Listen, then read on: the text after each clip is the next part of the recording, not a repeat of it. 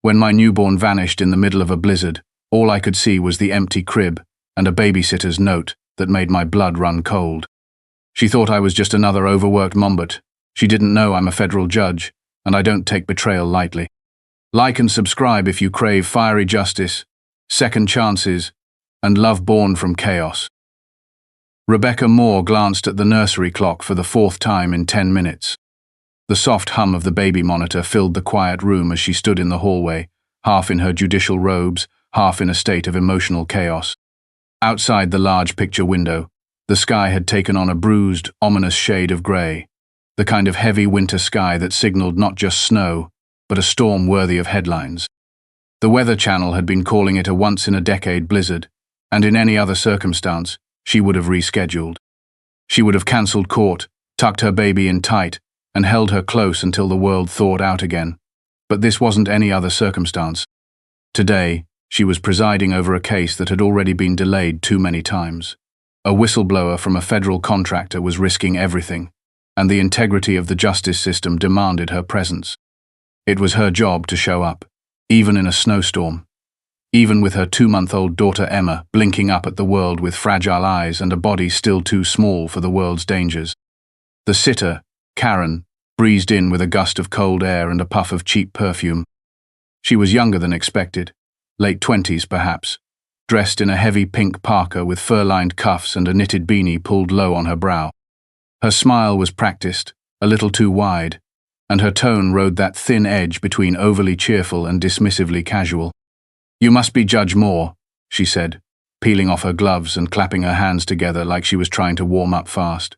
"Wow, your house is amazing. And this little one, what a doll."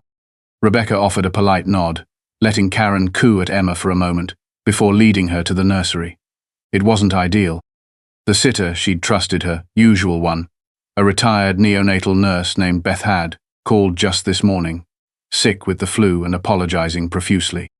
With court starting in less than 2 hours, Rebecca had made a desperate call to the agency, who had promised Karen was reliable, vetted, and CPR certified. She'd barely spoken with Karen for 5 minutes before the woman started talking about how overprotective new mothers were these days. Something about how babies needed to cry it out, how they were more resilient than people thought. The way she spoke of motherhood as though it were a hobby rather than a devotion put Rebecca on edge, but she'd brushed it aside. She had to. Time was tight. The roads were already icing, and the federal building was 45 minutes away on a good day. Rebecca stood near the crib, watching Karen hold Emma with one arm while pulling out her phone with the other. The baby squirmed, clearly displeased with the lack of full support. Karen noticed and adjusted her grip half-heartedly. "I wrote down emergency contacts on the fridge," Rebecca said, handing over a printed sheet. "If anything happens, anything at all, call me. Or 911, or the agency." Karen looked at the sheet without much interest, then tucked it between her phone case and wallet. "Got it. Don't worry. I've watched dozens of kids. I practically raised my little brothers." Rebecca studied her for a moment longer, the unease sticking to her like the bitter cold she was about to step into. She brushed a finger across Emma's cheek. The baby yawned, entirely unaware of the storm inside and out. With one last look at her daughter, Rebecca left the nursery, her footsteps echoing down the hall like reluctant goodbyes. By the time she pulled out of the driveway, snow was already piling along the edges of the windshield. Her phone buzzed in the console. A reminder, the same one she'd set every day since Emma was born. "Call Mum." She stared at it a moment. Her mother had died 3 years ago. She still couldn't bring herself to delete the notification. Traffic crawled. Snow lashed against her windshield. Her usual 20-minute shortcut was completely impassable, and salt trucks hadn't yet reached the outer neighborhoods. She white-knuckled the wheel, anxiety mounting with every minute lost. The closer she got to the courthouse, the farther away she felt from the one place that mattered. Court went as expected. The prosecutor delivered a damning argument. The defense tried and failed to poke holes in the whistleblower's testimony, and Rebecca kept her face unreadable, her mind focused, her gavel steady. But she was only half there. The other half of her was imagining the sound of Emma's breathing, the smell of her skin, the quiet little sighs she made when drifting off to sleep. She texted Karen once during a recess. "All good?" Karen replied 2 minutes later.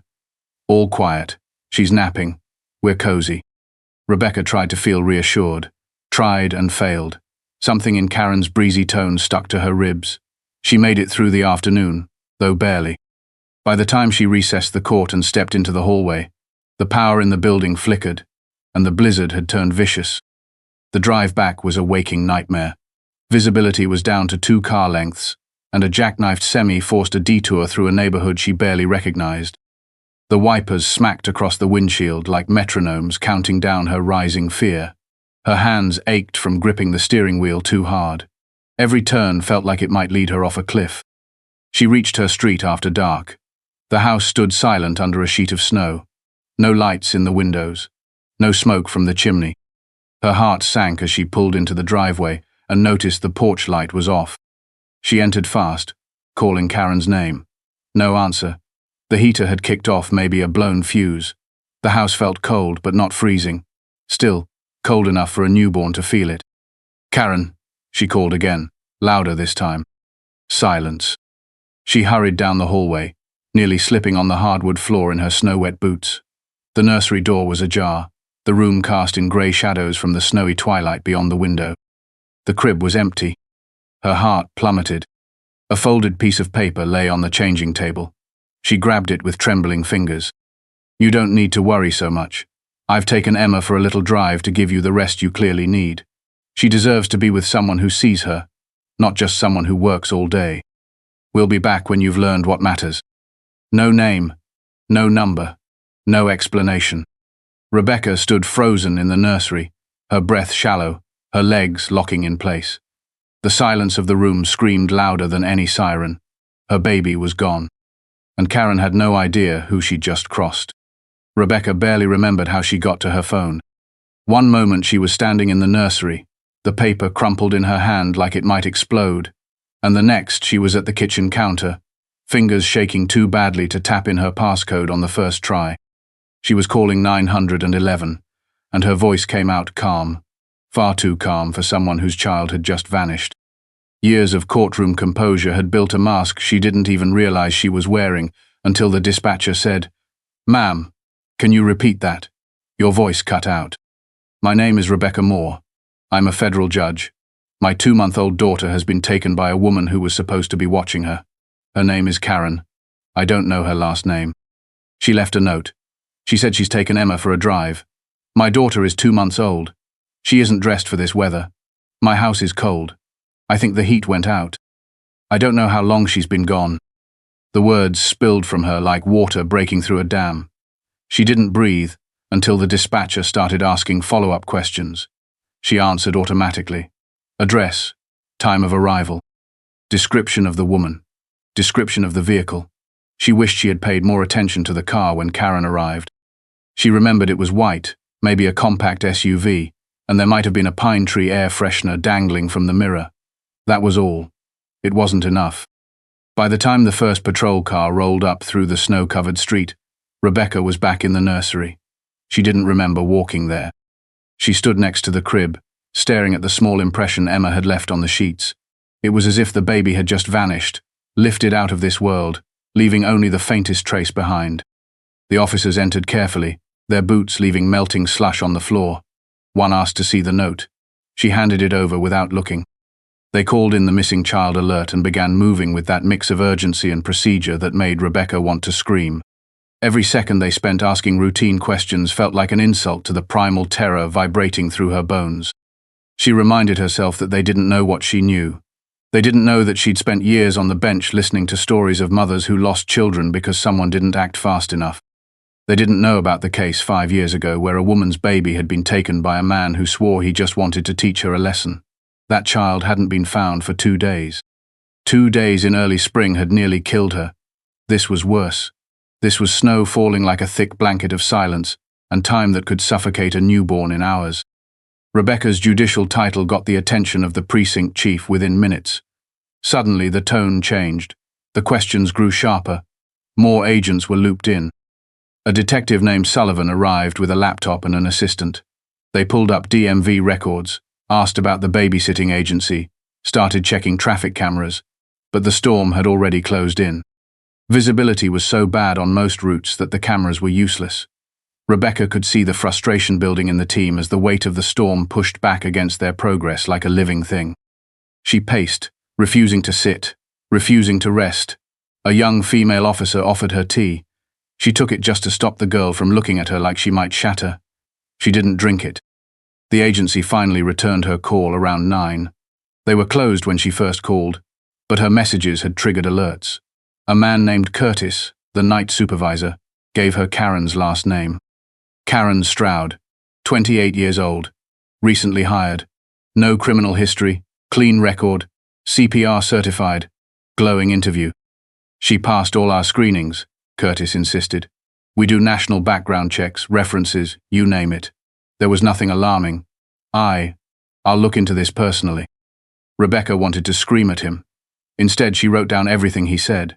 She asked for Karen's emergency contacts. She asked where Karen lived. He hesitated. I'm not supposed to share that with clients, he began. I am a federal judge, she said slowly. My daughter has been abducted. You can tell me, or you can tell the FBI. He gave her the address. It was a small rental apartment in a complex near the edge of the city, nearly inaccessible now due to the snow. Patrol cars were already being dispatched. No one answered the door. No signs of movement. Her vehicle wasn't there. Rebecca called in a favor. She had never abused her title, not once, but tonight was not a night for caution. She made one call to a U.S. Marshal she trusted. Daniel Ruiz had once brought a cartel hitman to justice, despite death threats, federal interference, and 3 near-fatal injuries. If anyone could track a woman like Karen through a blizzard, it was him. When Daniel answered, his voice was quiet and steady. He didn't hesitate. He said he'd be there in 20 minutes. He didn't ask for paperwork. He didn't question her judgment. He just came. She met him at the front door, as the storm howled like a wild animal outside. He looked older than she remembered, more tired. His beard was flecked with grey, and his brown eyes, once full of fire, had a shadow beneath them that hadn't been there the last time they spoke. He took one look at her face and stepped inside. "What's the plan?" he asked. She handed him the note, told him everything she knew. Karen's name, the agency, the car, the time, the fact that Emma had been missing for hours. He didn't interrupt. He just listened, then opened his laptop and got to work. They pulled up traffic camera feeds. Only 2 cameras had caught a white SUV around the time frame they estimated. One heading west on Route 7 before the snow got too heavy. No license plate was visible. "She's not trying to disappear," Daniel said after an hour of analysis. "She thinks she's doing something righteous. That's what this note says. You need to rest. She deserves to be with someone who sees her. This is personal." "She thinks I'm a bad mother," Rebecca whispered. "She thinks she's saving Emma from me." Daniel's jaw tensed. "That makes her dangerous." Rebecca had already thought it. It wasn't that Karen had a criminal record. It was that she had no record. No flags, no incidents.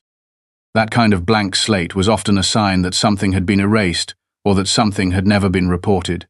Either way, it didn't make her safe. It made her unpredictable. Outside, the snow continued to fall, thick and relentless. Roads were shutting down. The temperature was dropping. The wind had picked up so hard that power lines in neighboring neighborhoods were starting to go down. Rebecca stared out into the darkness and thought about her daughter's tiny fingers curling around hers the night before. She thought about how light she was when she picked her up, and how small her cries still sounded. She was too young to be away from her mother, too young to be exposed to cold and madness, and the kind of confusion only a broken adult could inflict. Emma was out there, in a snowstorm, with someone who believed they were saving her, and Rebecca would stop at nothing to bring her home. The second the clock inched past midnight, the atmosphere in the living room changed. The police had gone quiet, their radios muted to avoid distractions, and Rebecca could feel the shift.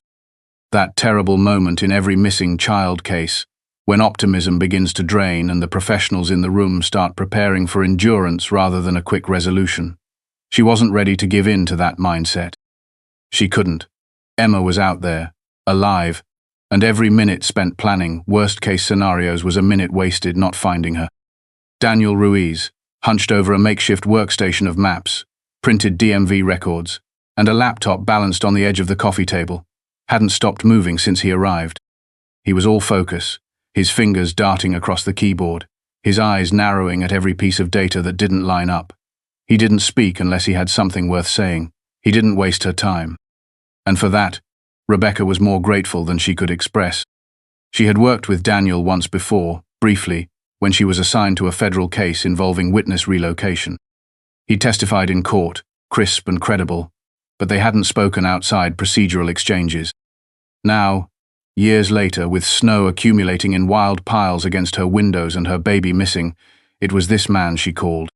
She didn't know what made her do it, only that when she picked up the phone, she hadn't considered calling anyone else. "You ever heard of her before?" Daniel asked without looking up, nodding toward the file on the table. "Karen Stroud?" Rebecca stepped closer, peering down at the scanned paperwork. Birth certificate, high school transcripts, job history. It was all there, all perfectly neat and unremarkable. "Only since today. She was a last-minute substitute. My regular sitter got sick. Unlucky timing. That's one way to put it." Daniel's lips tightened, but he didn't say more. He adjusted the satellite view on his laptop, zooming out from a snow-obscured patch of road near Route 7. "We're working on the assumption she turned west before visibility dropped. That's where the last camera caught a vehicle resembling hers. She's not heading home. That much is clear." "Exactly. Which means she's either got somewhere else in mind, or she's improvising. The problem is, improvisers are volatile. They don't make rational decisions." Rebecca sat on the arm of the couch, hands clasped, mind running ahead of his words. "She thinks she's protecting Emma, not harming her." "For now," Daniel said. "But it only takes one panic response, one wrong move. That kind of delusional motivation can flip on a dime." The truth in his voice stung, not because it was cruel, but because it was so precise. Karen wasn't a villain in her own story. She was a rescuer, a hero in her mind, acting out some twisted fantasy of maternal instinct that had no place in reality. Rebecca had ruled on custody cases where that same kind of rationale had led parents to flee across state lines, even countries, convinced the court had failed them. Karen might be pulling from a similar place. And if so, the clock wasn't just ticking, it was screaming. Daniel leaned back in the chair, rubbed the bridge of his nose. "She's been off the grid since that gas station sighting at 6:12. That's nearly 7 hours ago. Either she's hunkered down somewhere or stuck. What kind of places would she stop? Not hotels. She's not trying to be found." "She'll go rural," he said. "Somewhere with no cameras, no signals, cabins, old hunting lodges, foreclosed properties. Maybe she had one in mind before she even got the job." That hit something in Rebecca's mind. She mentioned growing up around here. When she first came in, she said the roads were familiar, like she'd lived in this county before. Daniel perked up. "She said that. She said she practically raised her brothers, and that the cold didn't bother her, that babies were tougher than they looked, like she knew how to handle them, like she'd done this before." Daniel spun the laptop, opened a second tab, and pulled up regional property records. "If she's from here, maybe she has relatives, or maybe her name's not really Karen Stroud." Rebecca's blood chilled at that. "You think she changed it?" "She's got no online footprint before 4 years ago. That's unusual. Either she kept her head down, or she started over. I'm betting on the latter." He typed faster now, feeding in possible aliases, reverse searching photo IDs, scanning public data tied to her former addresses. Rebecca watched, the urge to do something, anything clawing at her with every click. "I hate this," she said softly. "I know. I'm trained to wait, to let evidence speak, but I'm sitting here, and every time I blink, I wonder if my daughter's cold, or hungry, or crying, and no one hears her, or worse." Daniel stopped typing. He looked up at her, not like an investigator, not like a colleague, but like a man who had lived through something similar. "My ex-wife disappeared with our daughter 3 years ago," he said, his voice quiet. "We weren't married long. It was ugly at the end. I filed for custody, she filed for protection. She packed up and vanished before the first hearing." Rebecca's breath caught. "I spent 8 months looking. I found them in El Paso. My daughter didn't remember me." She stared at him, the storm outside momentarily drowned by the storm inside. "I'm sorry," she said. "I got her back, but I remember that time. The helplessness, The nights I drove around thinking she could be in the next building or the next car, and I'd never know. I don't want that for you. So I'm not stopping. Not until Emma's home. She nodded, unable to find words. Something between them shifted. A fragile thread pulled tight. The radio crackled from the other room. One of the officers stepped in, holding out a phone. "There's a woman on the line. Said she saw a white SUV in the ditch off County Road 19. Said it looked like someone was trying to dig it out. She didn't stop. Said she got a bad feeling. Gave us rough coordinates." Daniel grabbed his jacket. Rebecca was already moving toward the door. "I'm coming with you," she said. "No. She's my daughter. It's not safe." "I don't care." They stared at each other for a long beat. Then Daniel nodded once. "Stay close.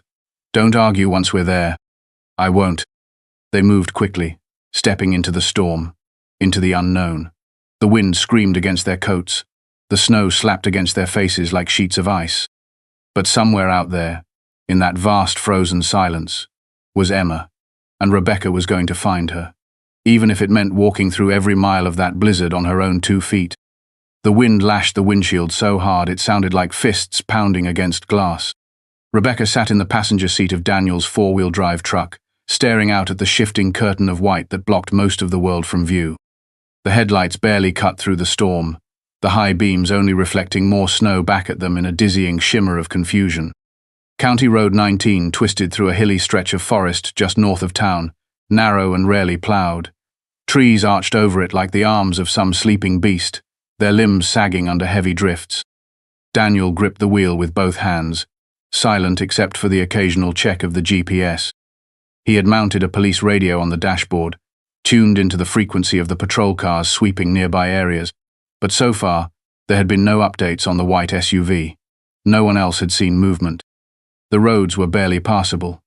Even his truck, built for terrain like this, struggled on the steeper inclines. Rebecca's eyes didn't blink much. Her thoughts were trapped between fear and fury. She kept imagining Emma bundled in some strange back seat, crying for milk or comfort or warmth, and getting none of it. She imagined Karen's face, calm and determined, as she drove through this nightmare with a newborn in the car, convinced that her mission had meaning. That idea made Rebecca want to scream. "What else do we know about her?" she asked finally, breaking the silence that had stretched too long. Daniel didn't look over, but she could see his jaw tighten. "I dug a little deeper," he said. "You were right about something. Karen Stroud doesn't exist before 2021, not as an adult. I traced her last known apartment to a lease that lists her legal name as Karen Withers, spelled with a C. She changed the spelling and the last name when she moved into this state." Rebecca absorbed that in silence. She hated being right in this case. "Karen Withers," she said slowly. "That name does sound familiar." "I thought so too. I checked court records. She lost custody of a child in Nebraska 3 years ago. Boy, 2 years old. Taken into state care. Severe neglect was cited. She failed 2 psychological evaluations. The case was sealed after the state moved the child to a closed adoption. Rebecca's mouth went dry. The pieces fell into place, each one slotting in with a sickening finality. Karen, now calling herself Karen, had lost her own child, deemed unfit by a court. And now she had found another. She must have changed her name to hide the record, she whispered. Most likely. She passed the background checks because she used the new identity. Enough time had passed for the trail to cool off. She didn't just want to babysit, Rebecca said. She wanted to start over, with someone else's baby. Daniel gave a grim nod. They reached the part of the road the caller had described, a narrowing path with a steep ditch on one side. Daniel slowed the truck to a crawl, and the two of them peered out through the storm. For several minutes, nothing stood out. Then Rebecca spotted it. "There," she said sharply, pointing. "Back near those trees." Daniel angled the truck off the road. The tires fought the snow, slipping once before finding traction again. They inched forward until the shape took form, a vehicle nearly buried in white. A compact SUV, white paint half camouflaged by the storm, the front half tilted sharply downward into a snowbank. Daniel parked several yards back, leaving the engine running. Rebecca's hand was already on the door. "Wait," he said. "Let me go first." She hesitated, then nodded, her stomach turning itself inside out as he stepped into the blizzard. He pulled a flashlight from his coat and shined it into the windows of the SUV, circling it slowly. She couldn't see much from inside the truck, just his silhouette and the flicker of light dancing through the snow. Then he gave a signal. A wave, sharp and quick.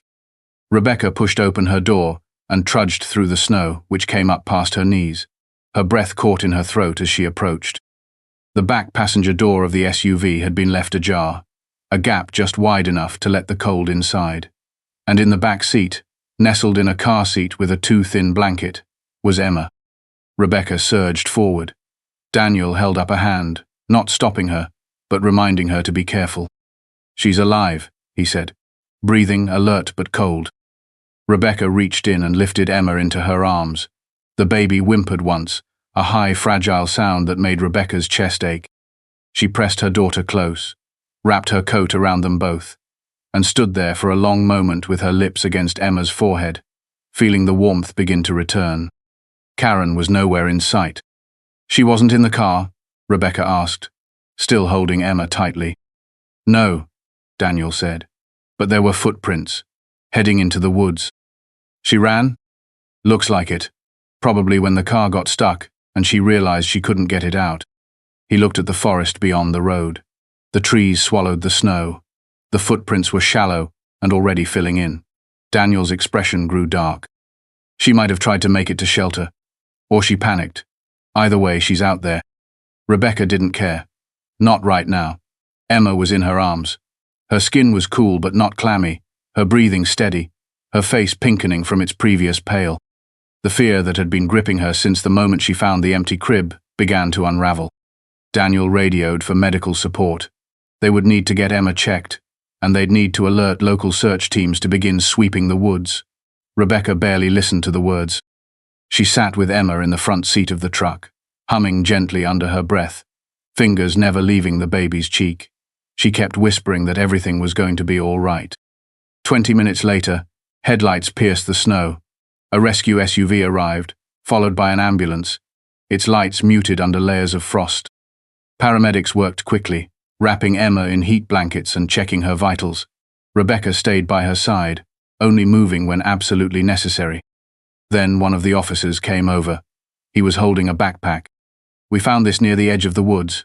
Belongs to the woman. Identification confirms it. Karen Withers. There was a journal inside." Rebecca stared at the pack, heart suddenly heavy again. "What kind of journal?" "Ramblings mostly. Pages and pages about the child she lost. About unfair judges.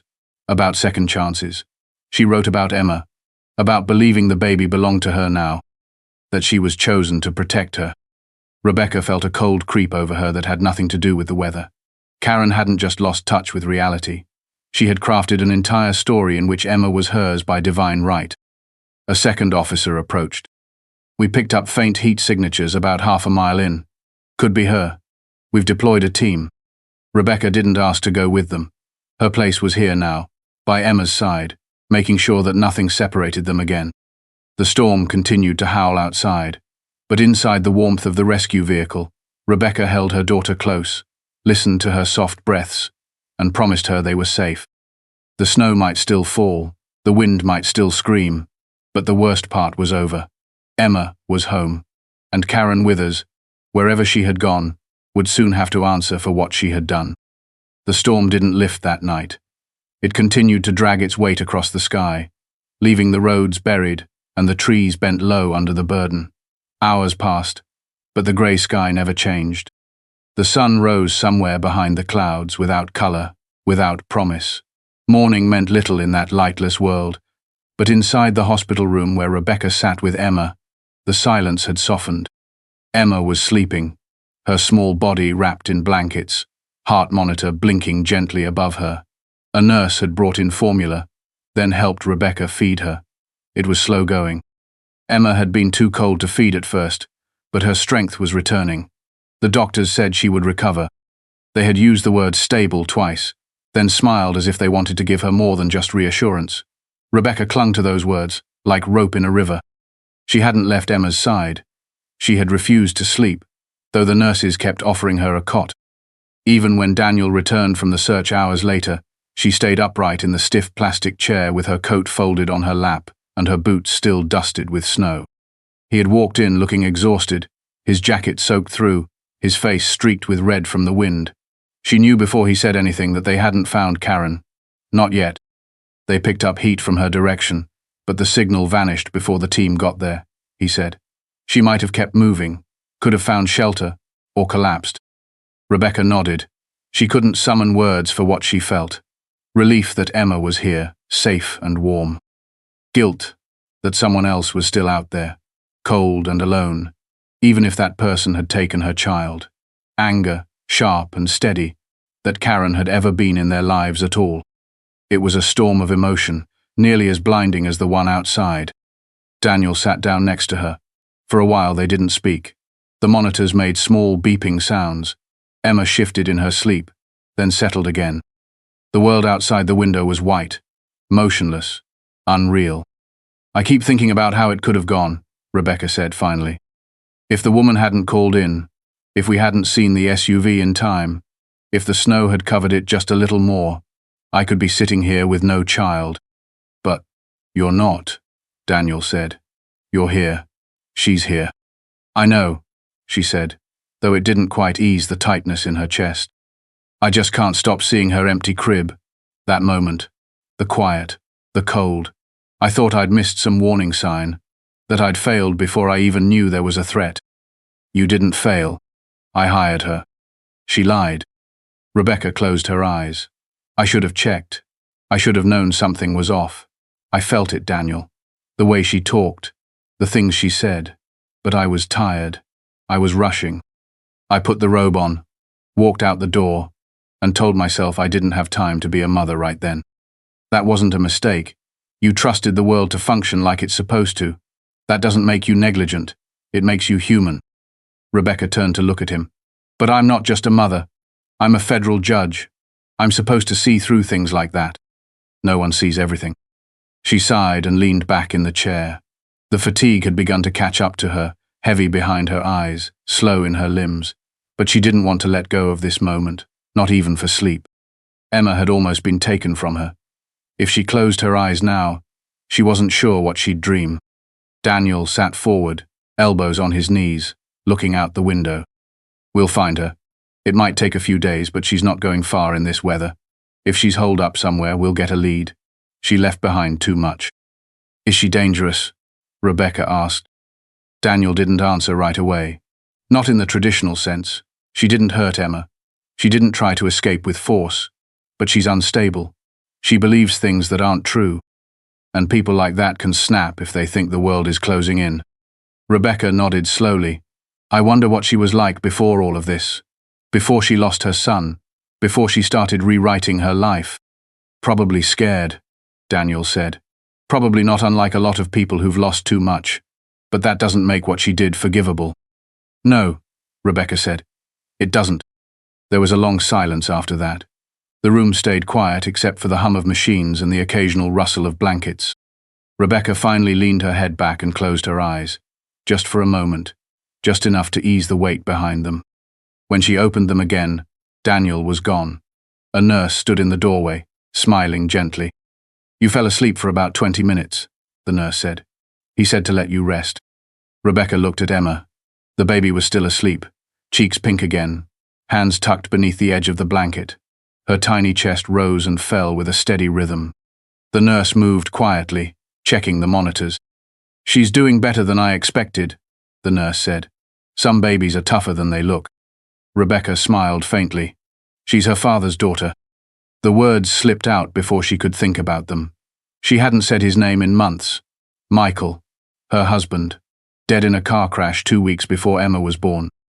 That pain lived somewhere deep now, quiet but permanent. He would have been here for all of this. He would have kept her grounded when the world fell apart. She'll be discharged by this evening if everything stays on track, the nurse added. We've got social workers coming in, just to go over a few things, standard procedure for abduction cases. Of course. The nurse gave her a kind look. You've got a strong little girl. After she left, Rebecca stood and walked to the window. The sky was still thick with clouds, but the snow had slowed. A little light, pale and colorless, filtered through the storm. It wasn't a promise, but it was something close. When Daniel returned later that day, he brought coffee and news. The search teams had found a trail of belongings scattered along a footpath leading deeper into the woods. A glove, a piece of a coat. The backpack earlier had only been the beginning. They believed Karen had been disoriented, possibly hypothermic. The trail led toward an old ranger's cabin that had been unoccupied for years. A team was en route to investigate. Rebecca listened without reacting. She had imagined this outcome, that Karen would unravel somewhere in the snow, convinced she was escaping justice, or returning to it. Maybe she believed the forest would absolve her. Maybe she never really planned to come back. When Emma was finally released from the hospital that evening, Daniel insisted on driving them both home. The roads had been cleared, salt trucks working non-stop since morning. The city had begun to reappear under the snow, familiar shapes slowly taking form again. Rebecca sat in the back seat with Emma in her arms. The car seat would come later. For now, she needed her daughter near, and the nurse had given her permission. Daniel didn't speak as he drove. The heater ran strong, the warmth curling around them like a blanket. When they reached her house, she hesitated before getting out. The porch had been shoveled, the lights had been turned back on. Everything looked normal, but nothing felt the same. "I'll stay close," Daniel said, "in case you need anything." "Thank you." She stepped into the house, held Emma against her chest, and listened to the silence. It wasn't the same silence from the night before. This one was full of breathing, of presence, of life that had returned. She walked to the nursery and stood there for a long time. The crib was empty, still, but not in the way that frightened her anymore, not in the way that haunted her. This time, she placed Emma gently inside and stood watch, her hand resting on the rail, her eyes never leaving her daughter's face.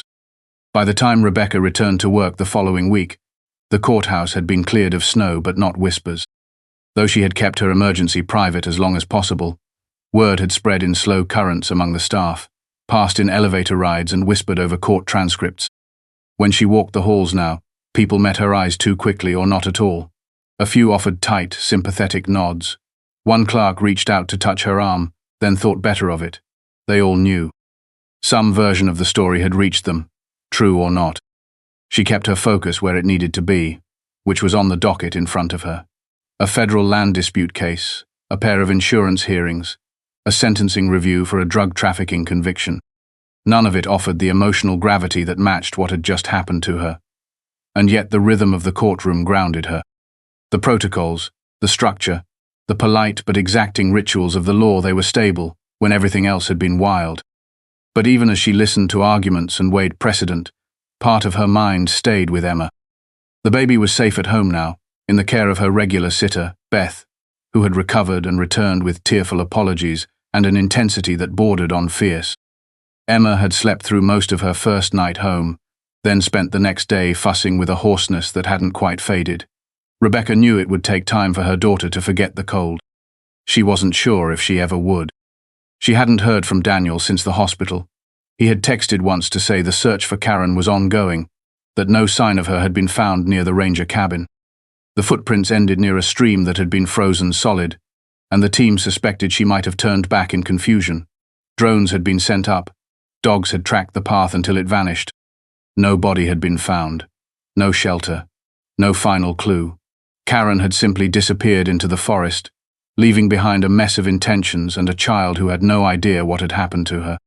Rebecca didn't know what to hope for.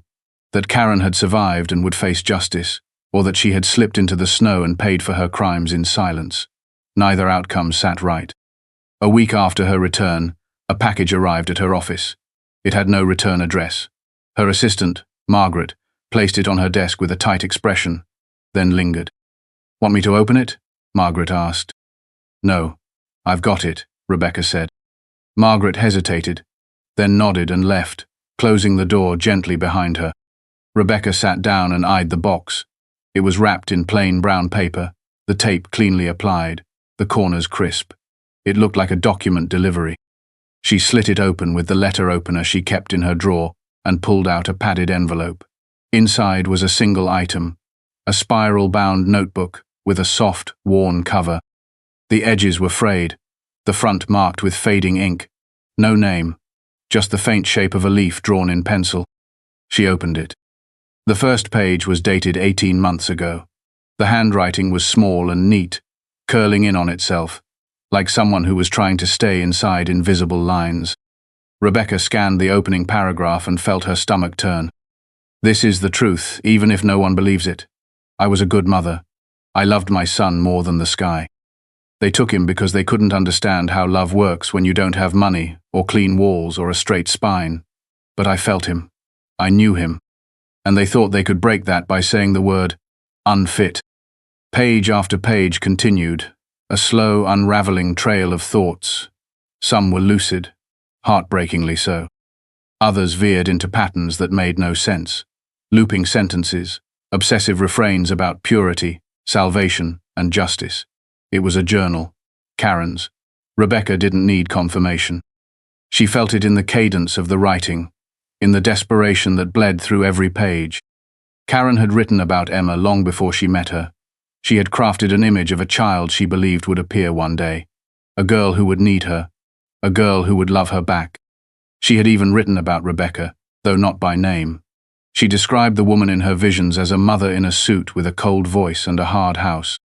She thought she had found her calling. Rebecca's Emma. Rebecca closed the notebook carefully. Her hands trembled. Someone had found this and sent it. Possibly a search team member. Possibly Daniel. She didn't know. There was no note inside. Just the journal, returned like a relic from a fevered dream. That night, after Emma was asleep and the house was dark, Rebecca poured a glass of wine and sat in her study with the notebook in her lap. She didn't open it. She just held it there, staring at the flicker of the fireplace and listening to the soft night noises of a home that had nearly been emptied of its heart. Her phone buzzed once. A text. Daniel, you got the journal? Rebecca, yes. No return address. Did you send it? Daniel, someone on the team found it near the cabin, buried in snow. I thought you should have it. Rebecca, I'm not sure I wanted it. Daniel, maybe not, but it's yours, in a way. She didn't reply right away.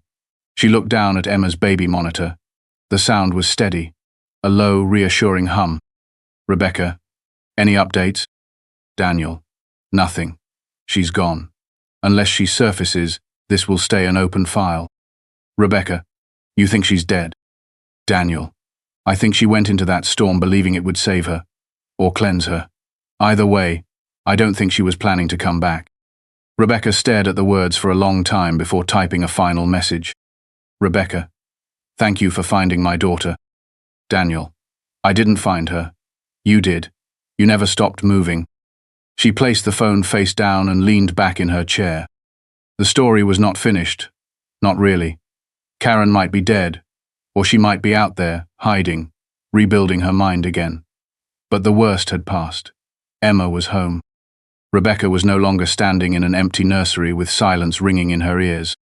She looked at the fire and made a quiet promise to herself, that she would trust her instincts more fiercely, that she would not confuse strength with silence, that she would keep Emma safe not only from storms outside, but from the hidden ones waiting behind kind smiles and warm hands.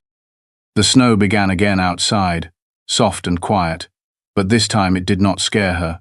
This time it felt like something manageable, something familiar, a weather pattern, not a warning. And in the room behind her, her daughter slept without fear. Rebecca stood by the window in her bedroom, the one that faced the woods just beyond the back fence. It had been nearly 3 weeks since the night Emma was taken, and though the snow had thinned and the roads were clear again, her mind still lingered in those hours. Every time she passed the nursery, or walked past the spot where she had stood holding the note, the memory returned. She would never forget how the air had smelled, that awful sterile cold that rushed in the moment she opened the front door, nor how the silence in the house had made her ears ring. But tonight was different. Emma was asleep in her crib, her little hands curled beneath her chin, her breathing deep and even. The monitor rested on the nightstand beside Rebecca, casting its soft green glow like a tiny heartbeat. For the first time in days, the house was quiet in a way that didn't set her teeth on edge. There was a knock on the front door. She froze. It was 9 o'clock. Too late for deliveries. Too late for neighbors. Her heart jumped, not with fear, but with sharp alertness. She moved quickly and quietly down the stairs, turning on the porch light before opening the door a few cautious inches. Daniel stood there, shoulders dusted with the last few flakes of snow that hadn't melted yet. His expression was uncertain, as though he were giving her the chance to send him away. She opened the door fully. "I was going to call first," he said, "but I didn't want to wait anymore." Rebecca stepped aside to let him in. He moved with the same careful presence he always carried, a kind of strength that kept itself hidden until needed. She could smell the cold on his coat, the faint scent of coffee on his breath. He stood in the entryway for a long moment without speaking. "You're checking on me," she said softly.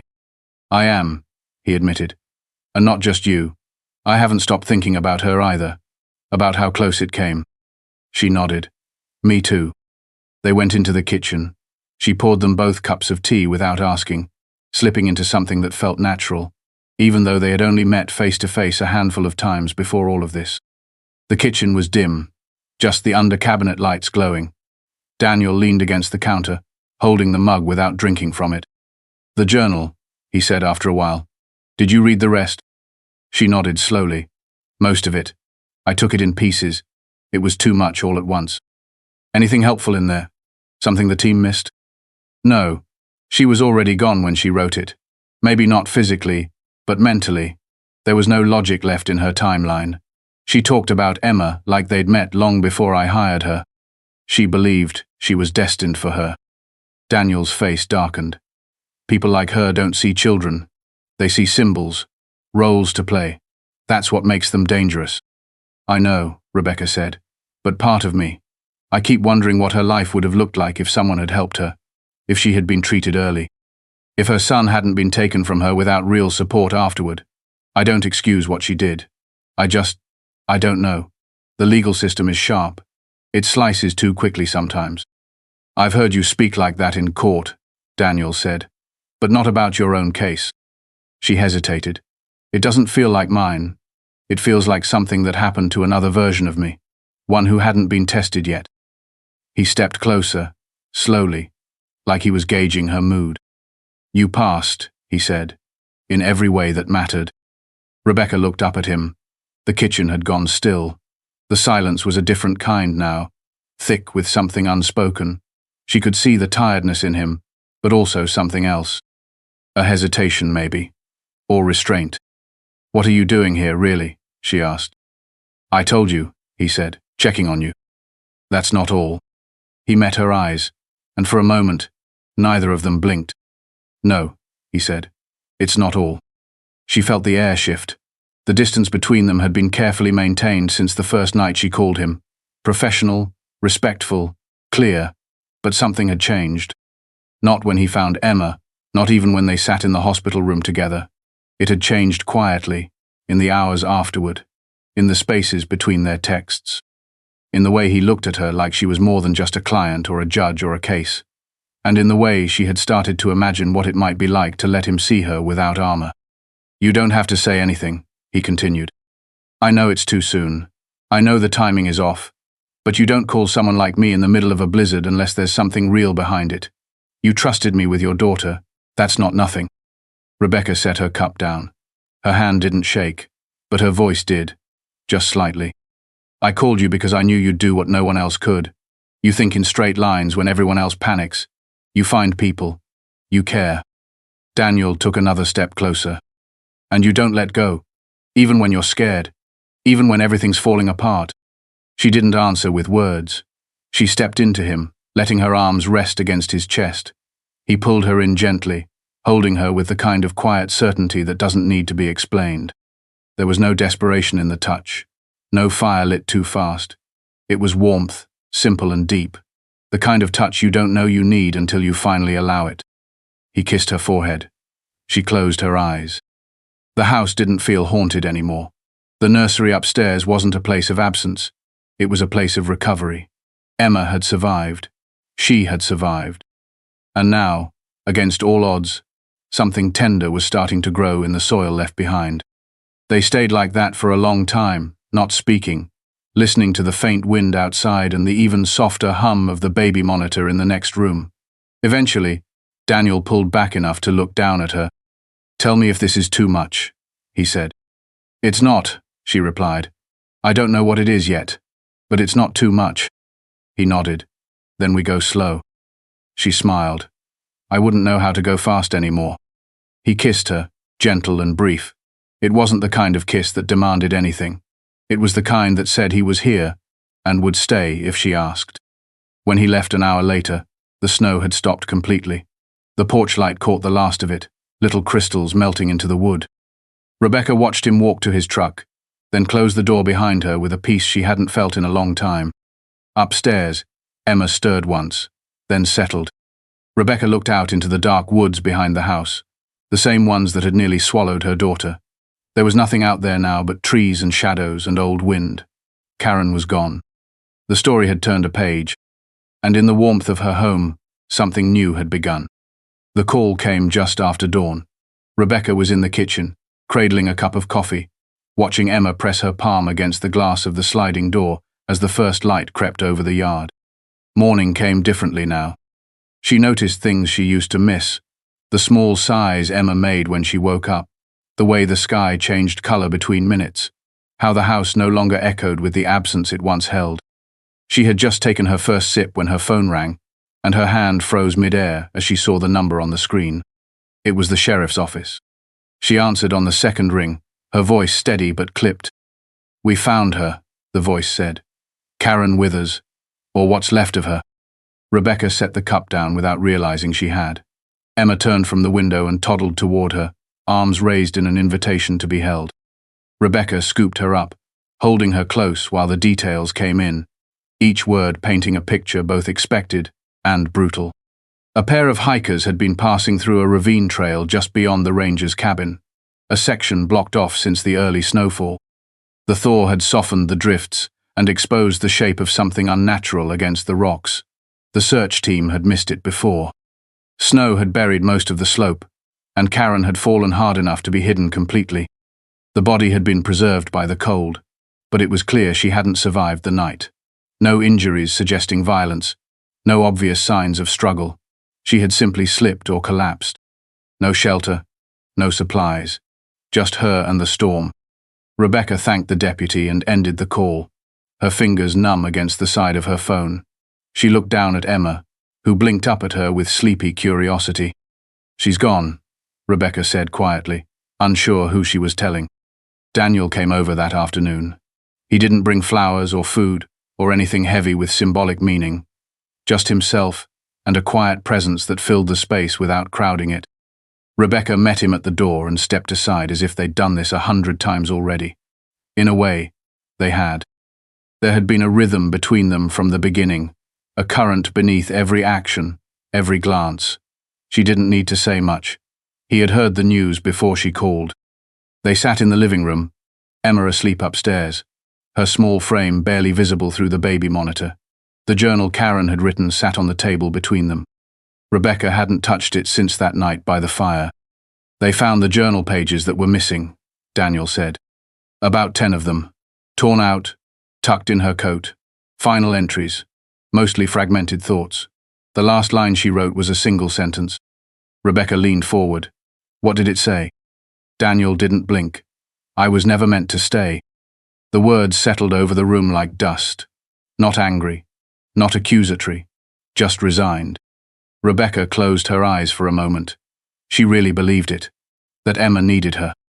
"She did," Daniel said, and when she realized she was wrong, she walked into that storm. Rebecca let the silence grow between them for a while.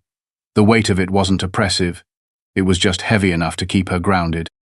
"I'm not sure how to feel," she admitted. "Part of me wanted her found, brought in, held accountable, but part of me just wanted it to be over. And now it is, and I don't know what that leaves." Daniel didn't try to simplify it. "She took something from you that you'll never get back. That night will always live inside you, but she also gave something away. Whatever it was she thought she had, she surrendered it the moment she left Emma behind. Maybe it was madness, maybe it was mercy." Rebecca nodded. "I don't think she ever saw the difference." Daniel reached across the space between them and touched her hand, not to comfort, just to remind her he was there. "I want to testify," she said suddenly. "If there's an inquiry or a review of the agency that sent her, I want to make sure no one else hires someone without knowing their full history. I want that gap in the system closed." Daniel nodded. "I figured you might. I've already started pulling internal reports. Someone will be held responsible for clearing her with that name change. It never should have passed the filters. I want to make sure it can't happen again," she said. "For every parent who thinks the hard part is just getting out the door." They sat in stillness for a while after that. No urgency, no alarms, just the soft sounds of the house breathing. Later, after dinner, Daniel offered to stay. Not because she needed protection anymore, but because she didn't want to be alone.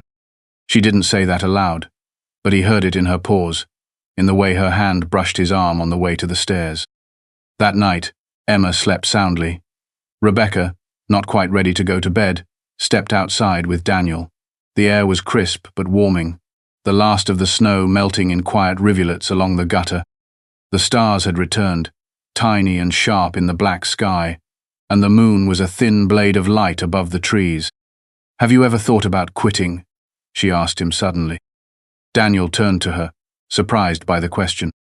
"Sometimes," he said, "when I'm tired, when I think nothing changes, but I don't know what I'd be without it."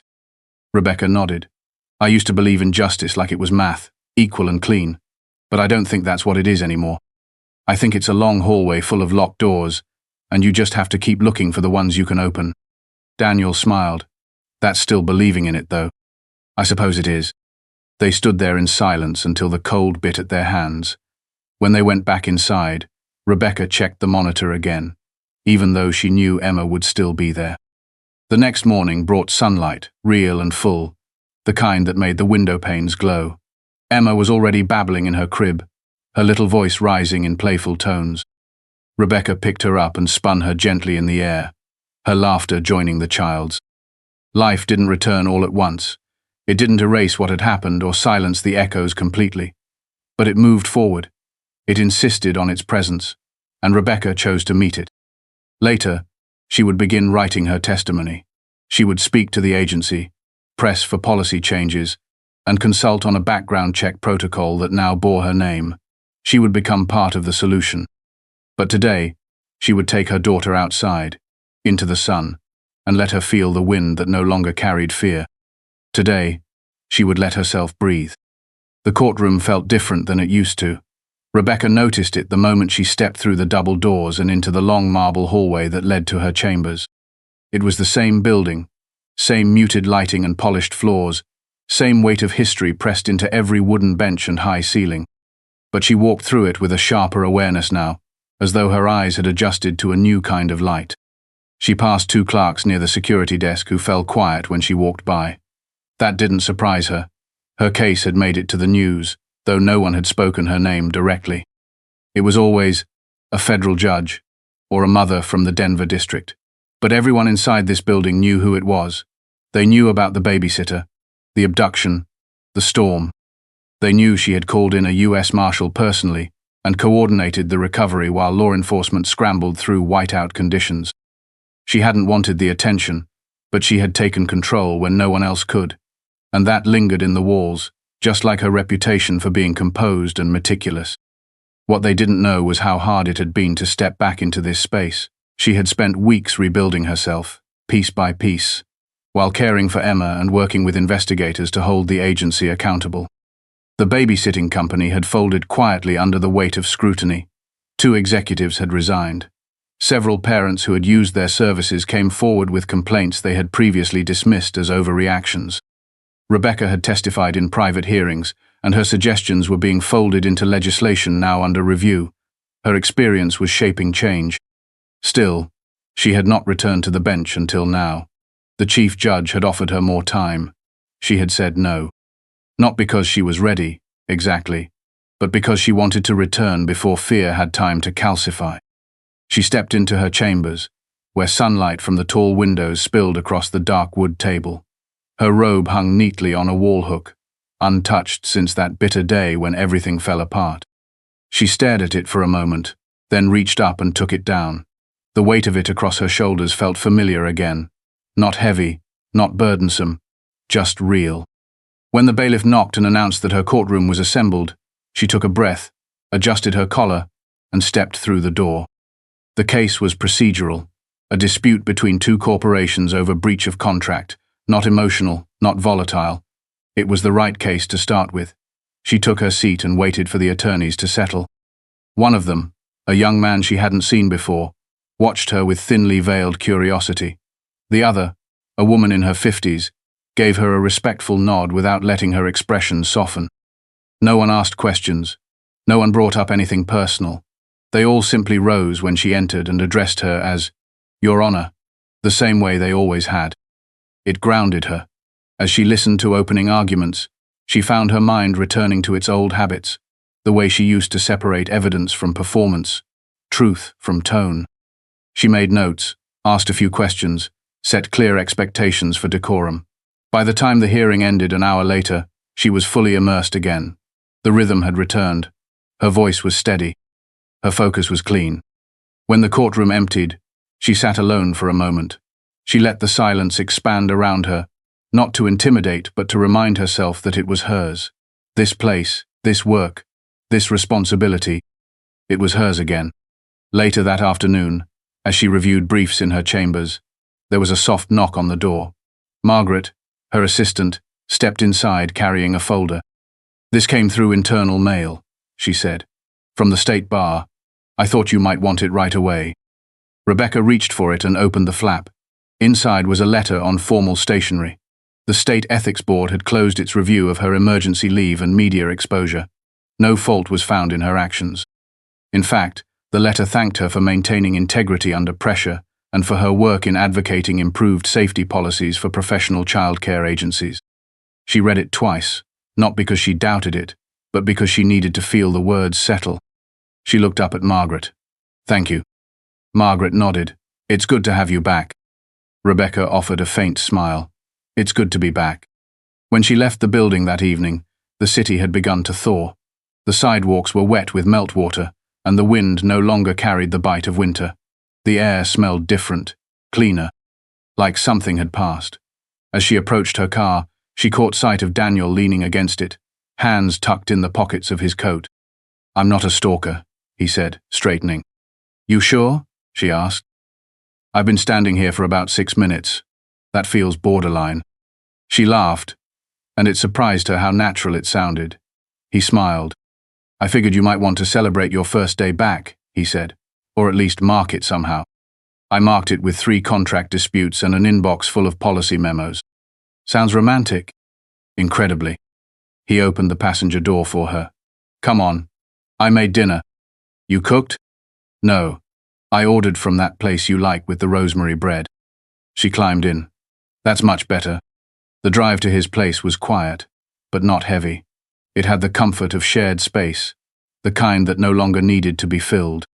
When they arrived, he led her inside and let her peel off her coat while he set the table. Emma was with Beth for the evening, and Rebecca had allowed herself this one night away. Just this one. Dinner was simple. Chicken and vegetables, bread and wine. They ate on the couch, plates on their laps, laughing at a movie neither of them really watched. At some point, Rebecca leaned into him, and he pulled her close. They didn't talk about Karen. They didn't talk about snow or storms or courtrooms. They didn't need to.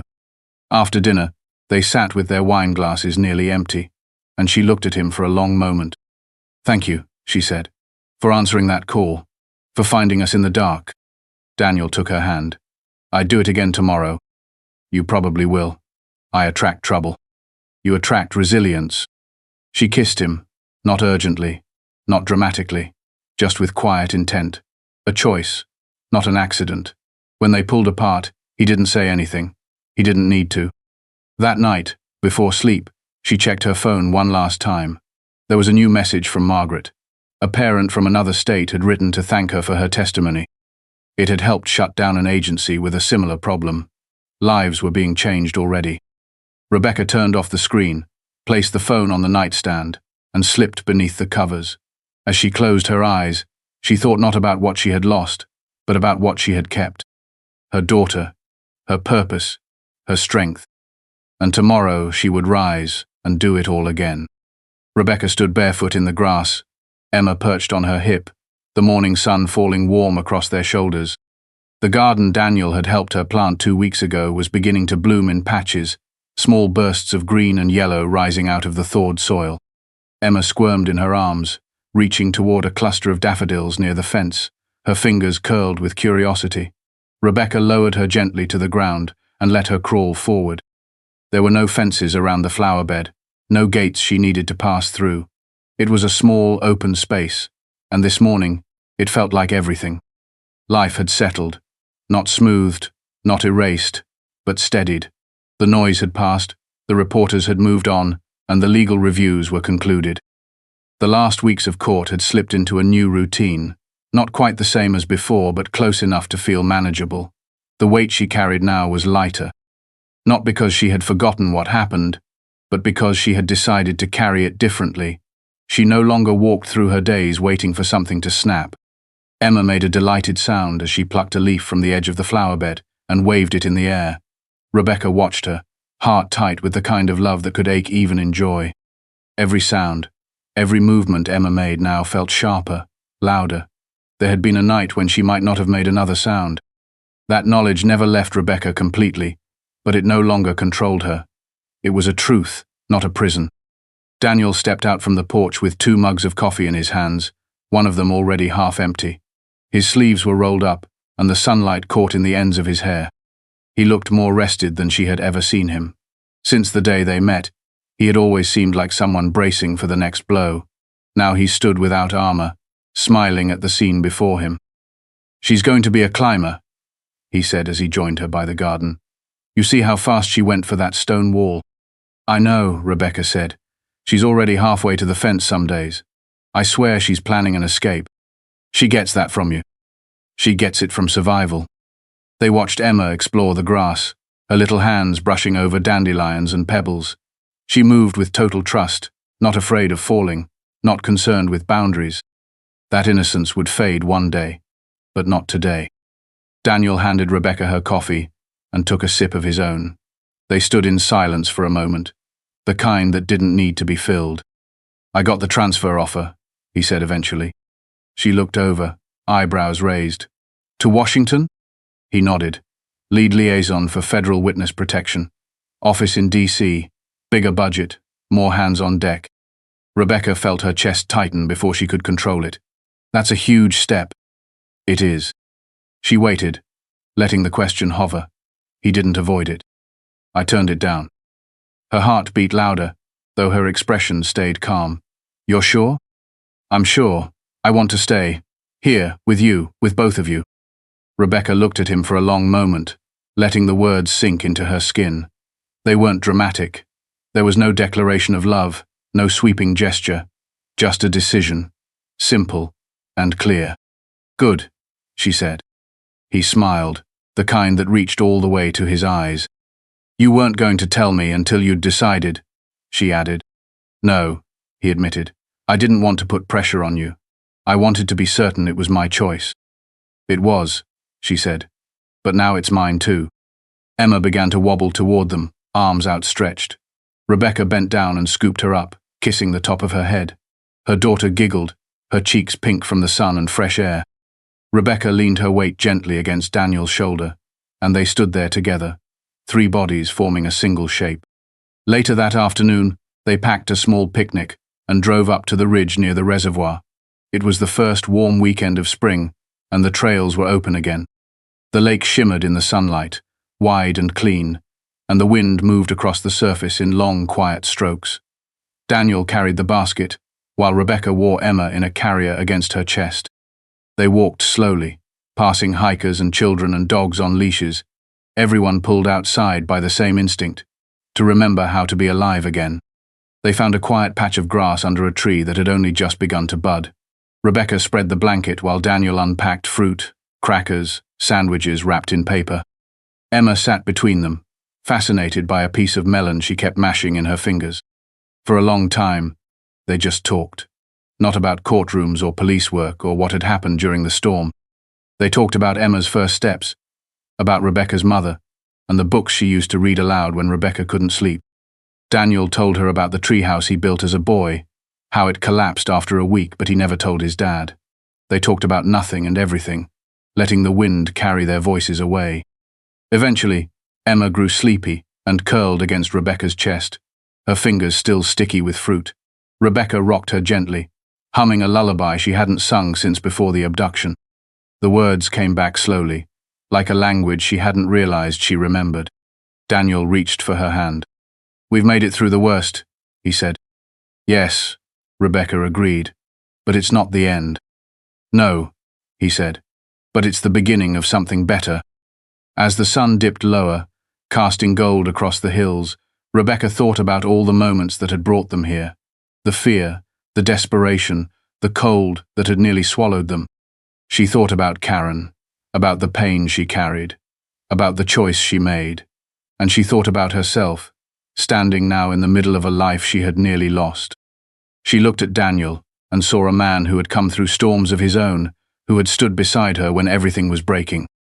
And she looked at Emma, asleep and safe, and knew that everything that mattered had survived. They stayed on the hilltop until the light softened and the wind turned cool again. Then they packed up the blanket and basket, carried Emma back to the car, and drove home with the windows down and the music playing low.